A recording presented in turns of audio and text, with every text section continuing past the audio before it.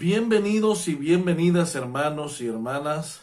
Saludos a todos los que nos están siguiendo en este momento a través de su canal de Ministerio Amiel. Estamos muy felices de que usted sea parte de nuestro ministerio y de que usted esté en este momento sintonizando y escuchando el mensaje que tenemos para esta hora de este día. Este es el tema número 15 que estamos tratando ya acerca de la serie que tiene que ver con Hechos de los Apóstoles y las epístolas paulinas.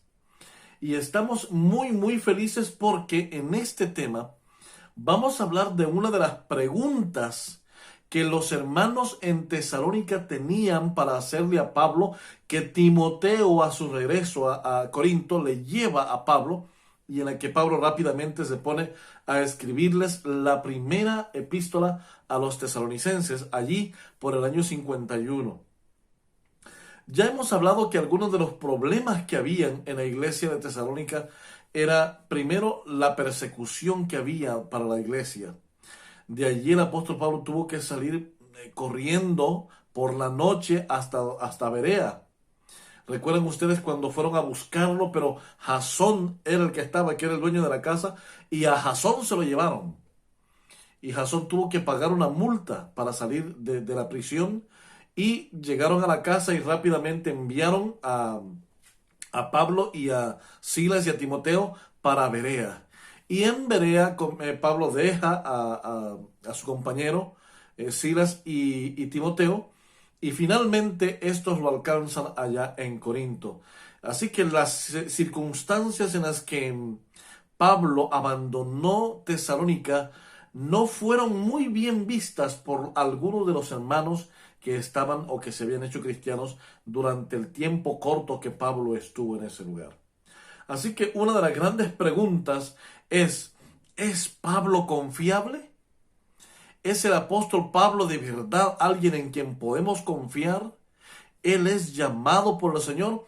En el estudio anterior hablamos acerca de que Pablo en su epístola primera a los tesalonicenses, él les explica y les dice: hermanos, gracias por haber aceptado la elección que Dios ha hecho sobre ustedes. En otras palabras, Pablo en todas las epístolas que él escribe, él dice: el Señor nos ha elegido, nos ha escogido. Y es verdad, Jesús nos escogió a todos, pero depende de nosotros si aceptamos esa elección que Cristo ha puesto sobre nosotros. Así que esta siguiente pregunta es: ¿será que Pablo es confiable? ¿Será que Pablo dice la verdad? Esa era una de las interrogantes que tenían y que algunos falsos profetas estaban introduciendo en la iglesia de Tesalónica. Así que antes de ir a lo que dice la Biblia, vamos a tener una pequeña palabra de oración. Nuestro Dios y nuestro Padre, te damos muchas gracias en este momento porque tú nos das el privilegio, Señor, de poder estudiar tu palabra, aunque de manera rápida y de manera corta, pero lo hacemos para que todos aquellos nuestros hermanos en diferentes partes del mundo puedan tener acceso a estudiar tu santa palabra. Señor, te pedimos en este momento que nos ayudes a través del Espíritu Santo para que lo que vamos a hablar sea inspirado divinamente y que pueda ser aceptado por aquellos corazones dispuestos a ser mejores. Perdónanos, Señor, y ayúdanos, pues te lo pedimos en el nombre de Jesús. Amén y amén. Así que entonces, 1 Tesalonicenses 2, 3 a la 6, el apóstol Pablo, sabiendo ya lo que los hermanos pensaban acerca de las dudas que tenían sobre si Pablo era confiable, ¿será confiable alguien a quien andaban persiguiendo para meterlo preso? ¿Será confiable? ¿Quién sabe y por qué lo perseguían?, decían algunos. ¿Será confiable ese hombre que tuvo que salir huyendo en la noche? ¿Será confiable alguien que es objeto de crítica y de burlas? Y esto lo aprovechaba Satanás a través de los falsos profetas que llegaban para tratar de meterle duda a esta pequeña iglesia naciente de Tesalónica. Y ahora Pablo les responde en 1 Tesalonicenses capítulo 2, versículo 3 al 6, y dice: porque nuestra exhortación no procedió de error ni de impureza, ni fue por engaño, sino que según fuimos aprobados por Dios para que se nos confiase el Evangelio. Así hablamos, no como para agradar a los hombres, sino a Dios, que prueba nuestros corazones, porque nunca usamos de palabras lisonjeras, como sabéis, ni encubrimos avaricia. Dios es testigo. Ni buscamos gloria de los hombres, ni de vosotros, ni de otros, aunque podíamos seros carga como apóstoles de Cristo. En otras palabras, el apóstol Pablo dice, aunque muchos de ustedes nos hubieran acogido en su casa, aunque muchos de ustedes nos ofrecieron favores, aunque muchos de ustedes querían ayudarnos, nosotros nunca quisimos ser carga vuestra. Nunca andamos adulando a nadie. Nunca decimos las cosas por decirlas. Somos personas que decimos las cosas porque el Señor las ha puesto en nuestra mente. Eso es lo que el apóstol Pablo les explica a ellos ahora. Dice, lo que hicimos allá, lo que les dijimos, el evangelio que les predicamos no procedió de ningún error. Pablo les está explicando allí entonces que su conducta, que su mensaje, que sus acompañantes son honorables como él, y que él no andaba adulando ni engañando a gente. Miren qué importante esto, porque era una de las preguntas básicas que tenía la iglesia de Corinto. Sin embargo, la iglesia de Corinto seguía teniendo dudas y tal vez esta duda ya no era tan personal. Esta duda tenía que ver con un asunto doctrinal, pero recuerden, que si no creían en Pablo, ¿cómo iban a creer en lo que Pablo predicaba? Por lo tanto, era necesario explicarles a los hermanos quién era Pablo, su vida y sobre todo su seriedad a la hora de predicar el Evangelio para que ellos creyeran en el resto de cosas. Y ahora el apóstol Pablo, los hermanos que estaban en Tesalónica se preguntan, ¿qué ocurre a los muertos en Cristo? Tenían ese problema. Había un culto que se llamaba Cabiris entre los griegos. Era un culto escatológico y muy parecido al cristianismo, que de hecho habían muchos infiltrados de los Cabiris a la iglesia cristiana, y estos eran los que desestabilizaban. Recuerden que los griegos por mayoría creían que los que morían, si era niño, se iba al limbo. Si era una persona que no fue tan buena, se iba al purgatorio a purgar sus pecados. Y si había sido excelente, se iba con los dioses. Esa era la doctrina politeísta que tenían, la doctrina con respecto a la muerte que tenían los griegos. Y en toda esta situación estaba la iglesia pequeñita de Tesalónica. Y ahora preguntan, al escuchar todo eso, bueno, hermano Pablo, ¿qué ocurre con los que mueren en Cristo? Y aquí el apóstol Pablo tiene que hablar con respecto al tema de la venida del Señor. Porque es que el tema de la segunda venida de Cristo, aunque solamente aparece en el capítulo 4 y en el capítulo 5 de Primera Tesalonicenses, de manera textual, en el resto del libro, en el resto de la carta, aparece de manera tácita. Es decir, todo lo que rodea a la expresión es con respecto a la venida de Cristo. Pero en el capítulo 4 y los capítulos 5, Pablo se refiere a la venida del Señor como tal, pero en este caso, con relación a qué va a ocurrir con los muertos en Cristo. Porque ellos venían de un paganismo. Ellos creían, que dicho sea de paso para todos los que no sabían, fue de allí de los griegos que la iglesia cristiana, tiempo después, siglos después, tomaron esa doctrina y la cristianizaron, enseñando especialmente a la iglesia católica que los niños cuando mueren van al cielo o al limbo, y que los que son medios buenos van al infierno, al purgatorio, los que son muy malos van al infierno y los que fueron muy buenos se van al cielo. Es la misma creencia griega politeísta, solo que cristianizada. Y no solamente se cristianizó eso, se cristianizaron muchas otras cosas. No nos daría realmente el tiempo para poder hablar de cada una de las cosas con el énfasis que necesitan para saber cómo entró en la iglesia cristiana tanto paganismo. Y entonces los hermanos de la iglesia de Tesalónica están preocupados. Pablo, pero ¿y qué va a pasar con los que murieron? Algunos dicen que no va a haber resurrección. Otros dicen, ahora que somos cristianos, ¿a dónde vamos a dar? Cuando morimos, los muertos en Cristo, ¿qué va a pasar con ellos? Si Cristo viene a llevarnos para el cielo y los que ya murieron, tenemos familiares, tenemos parientes, tenemos amigos, ¿qué va a suceder con ellos? Y entonces, el apóstol Pablo comienza a explicarles lo que encontramos en 1 Tesalonicenses capítulo número 4, versículos 13 al 17. Y es que aquí yo les quiero mencionar una cosa. Desde aquí se desmorona cualquier doctrina que no esté apegada a este asunto bíblico que Pablo explica. Les dice, hermanos, tampoco queremos que ignoréis acerca de los que duermen. Pablo está comparando aquí a una persona cristiana que ha muerto con que está dormida. Tampoco, hermanos, queremos que dice que ignoréis acerca de los que duermen para que no os entristezcáis como los que no tienen esperanza. Pablo está consciente que hay un grupo que no tienen esperanza, que murieron sin Cristo. Así que luego dice, porque si creemos que Cristo Jesús murió y resucitó, así también traerá Dios con Jesús a los que durmieron en él, es decir, a los que murieron con Cristo.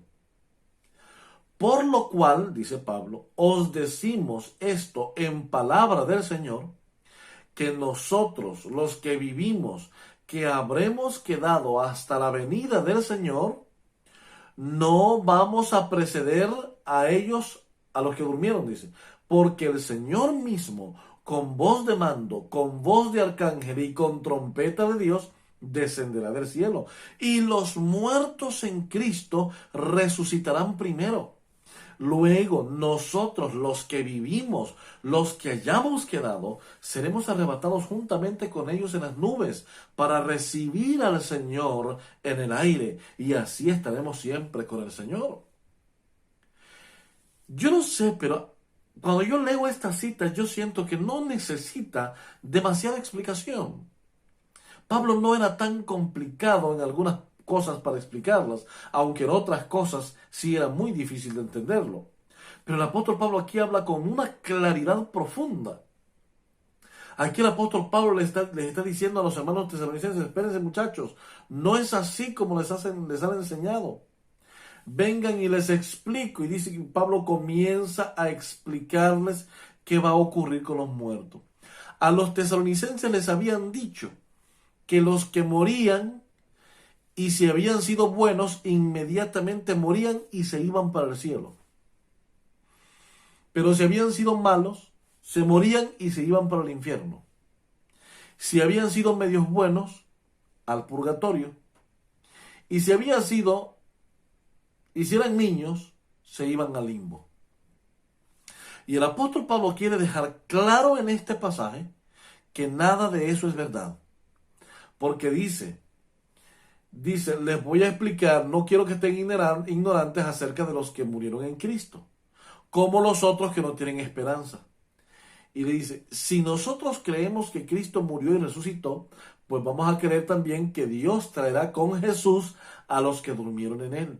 Pero él le explica y dice cuándo es que va a ocurrir eso. Por lo cual decimos esto en palabra del Señor, dice, que nosotros que vivimos, que habremos quedado hasta la venida del Señor. En otras palabras, Pablo creía que en sus días Jesús vendría por segunda vez, porque el mensaje era ese, Jesús viene por segunda vez, Jesús viene por segunda vez, y Pablo se apresuraba a predicar en todo el mundo porque él quería ser testigo de esa segunda venida de Cristo. Y él dice aquí, porque dice, nosotros los que vivimos, los que habremos quedado hasta la venida del Señor, y ahora viene, dice, no precederemos a los que durmieron en Cristo. ¿Qué significa preceder? No ir antes. Eso significa no ir antes. Entonces, no precederemos, no iremos antes de los que durmieron en él. Es decir, no nos vamos a ir al cielo antes los vivos que los que murieron en Cristo. Ni los que murieron en Cristo se van a ir antes de los vivos. Pablo aquí está explicando qué es lo que pasa cuando un muerto en Cristo, cuando alguien se muere habiendo aceptado a Cristo Jesús. Y luego dice, porque el Señor mismo, con voz de mando, con voz de arcángel y con trompeta de Dios, es decir, hablando de la segunda venida de Cristo, descenderá del cielo. Y ahora mira lo que pasa, al sonido de la trompeta seguro, y los muertos en Cristo resucitarán primero, es decir, que los que durmieron, los que murieron con Cristo, habiendo aceptado a Jesús en su corazón, van a resucitar primero. Es decir, los muertos cuando mueren no van al cielo, no van al infierno, no van al limbo, no van al purgatorio. Es lo que está diciendo Pablo aquí. Van a la tumba a esperar cuando Cristo venga por segunda vez, porque dice que cuando Cristo venga por segunda vez, los que van a resucitar inmediatamente que viene Cristo son los que murieron habiéndole aceptado a Cristo en su corazón. Pero si nosotros predicamos que los que murieron ya fueron al cielo, entonces ¿cuáles son los muertos en Cristo que resucitan? Entonces hay cosas que después de algunos siglos fueron introducidas al cristianismo. Y mucha gente cuando se enfrenta con estos pasajes ya no haya qué hacer. Y comienzan a partir pedacitos aquí, pedacitos allá. Y esta es una sección, toda una sección. El apóstol Pablo habla de esto para explicar qué es lo que sucede con los muertos en Cristo. Y dice, mire cómo dice, resucitarán primero. Y luego nosotros, los que vivimos, los que hayamos quedado, seremos arrebatados juntamente con ellos en las nubes. Jesús viene, los muertos en Cristo resucitan y luego dice que somos arrebatados los vivos justos y los muertos que han resucitado justos en un solo grupo en las nubes del cielo. Somos arrebatados por el Señor en ese momento, porque la segunda venida de Cristo, Jesús no toca la tierra, se queda en el aire. Y los ángeles hacen el trabajo de la recolección. Dice Mateo 24, 29 al 31, dice, y los ángeles irán de un lado al otro recogiendo a los santos, a los muertos en Cristo que resucitan, a los vivos que estén listos con Cristo. Y entonces son arrebatados en las nubes para recibir al Señor en el aire, dice. Y así estaremos siempre con el Señor. En otras palabras, mis queridos hermanos, cuando alguien te dijo en el pasado que, es más, la gente, inclusive personas de la iglesia, a veces escriben cosas que Dios lo tenga en su santa gloria. Permíteme. Puede ser un familiar, pero una persona que muere con Cristo va a la tumba al igual que el que murió sin Cristo. Solo que el que muere con Cristo tiene la esperanza de resucitar cuando Cristo venga por segunda vez muy pronto.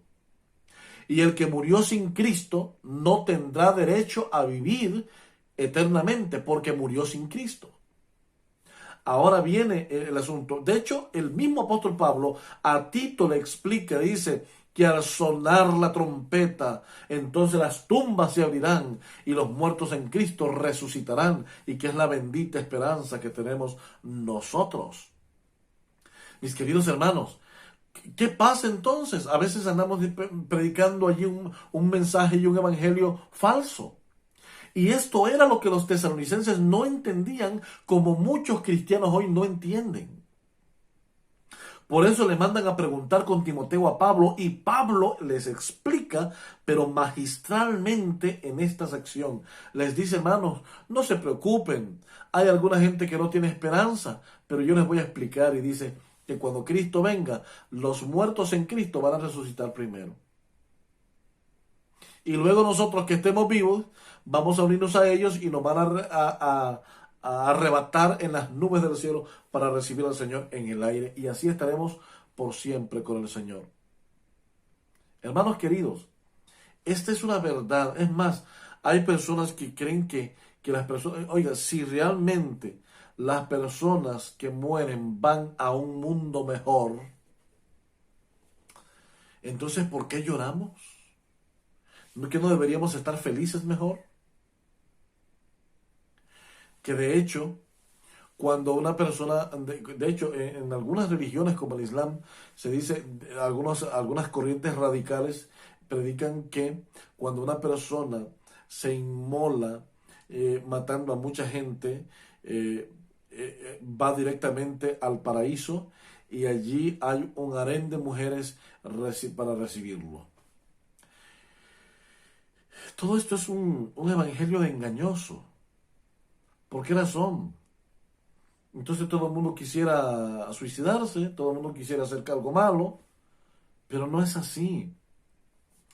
Aquí el apóstol Pablo explica con claridad que el que muere con Cristo Jesús tiene la esperanza de resucitar el día cuando Cristo viene por segunda vez. Qué bonito. Y ahora quiero mencionarles a ustedes porque el apóstol Pablo en el capítulo 5 habla también de la segunda venida de Cristo. Fíjense bien lo que dice. Estamos ahora hablando de el capítulo número 5 de Primera Tesalonicenses, versículo 1 al 11. Y dice, pero acerca de los tiempos y de las ocasiones no tenéis necesidad, hermanos, de que yo os escriba. Porque vosotros sabéis perfectamente que el día del Señor vendrá así como ladrón en la noche.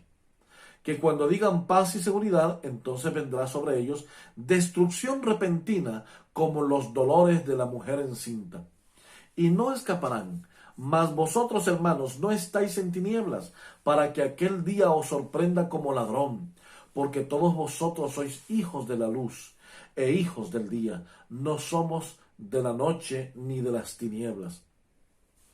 Por lo tanto, no durmamos como los demás, sino que velemos y seamos sobrios. Pues los que duermen, de noche duermen, y los que se embriagan, de noche se embriagan. Pero nosotros, que somos del día, seamos sobrios, habiéndonos vestido con la coraza de fe y de amor, y con la esperanza de salvación como yelmo, porque no nos ha puesto Dios para ira, sino para alcanzar salvación por medio de nuestro Señor Jesucristo, quien murió por nosotros, para que ya sea que velemos o que durmamos, vivamos juntamente con Él, por lo cual animaos unos a otros, edificaos unos a otros, así como lo hacéis. Qué interesante, porque también estos falsos profetas comenzaban a meter ideas sobre cuándo vendría Jesús. Algunos no creían que Jesús iba a venir nunca. Otros pensaban que iba a venir antes de lo que se pensaba. Y aquí el apóstol Pablo quiere sentar un precedente y decirles, hermanos, dice, acerca de los tiempos y las ocasiones, no tenéis necesidad de que les escriban. Porque la venida de Jesús será como ladrón en la noche. ¿Qué quiere decir eso? Que Jesús viene sin avisar. Nadie sabe cuándo, nadie sabe el día, nadie sabe la hora en que Jesús vendrá. Solo nos dejó una lista de señales que sucederían antes de la venida de Jesús. Y son las que se están cumpliendo ya, y son las que están ya por terminar de cumplirse y que Cristo ya aparezca en el cielo. Por lo tanto, mis queridos hermanos, hay dos verdades en este mensaje que el apóstol Pablo les escribe. Primero, tres verdades que en este mensaje que Pablo les escribe. Número uno, Pablo les dice que él es apóstol de Jesucristo y que él sin palabras aduladoras, con corazón abierto, fue y les predicó el evangelio. Verdad número uno. Verdad número dos, que los muertos cuando se mueren no se van a ningún lado, se van a la tumba, porque allí los depositamos en la tumba. ¿Y qué sucede? La esperanza bendita de que si ese muerto murió con Cristo en su corazón, entonces en el día de la segunda venida de Cristo, Él resucitará de los muertos para vida eterna. Esa es la verdad número dos. Y la verdad número tres es que nadie conoce el día ni la hora de la venida de Cristo Jesús. Y el apóstol Pablo quiere dejar claro esto en la iglesia de Tesalónica, porque la iglesia estaba siendo víctima de doctrina falsa, de profetas falsos. Y hoy te digo a ti, en el cristianismo del siglo XXI, el 99% de iglesias predican exactamente lo que los falsos profetas en Tesalónica predicaban para el tiempo de Pablo. Y la misma respuesta que Pablo les hizo a los hermanos de Tesalónica es la misma respuesta que Dios nos manda a nosotros hoy. Creamos en la Biblia, no en fábulas. Creamos que los muertos no van a ninguna parte sino a la tumba, porque eso es lo que dice la Biblia. Pero el que muere en Cristo Jesús, muere con esperanza. Yo tengo varios familiares que han muerto.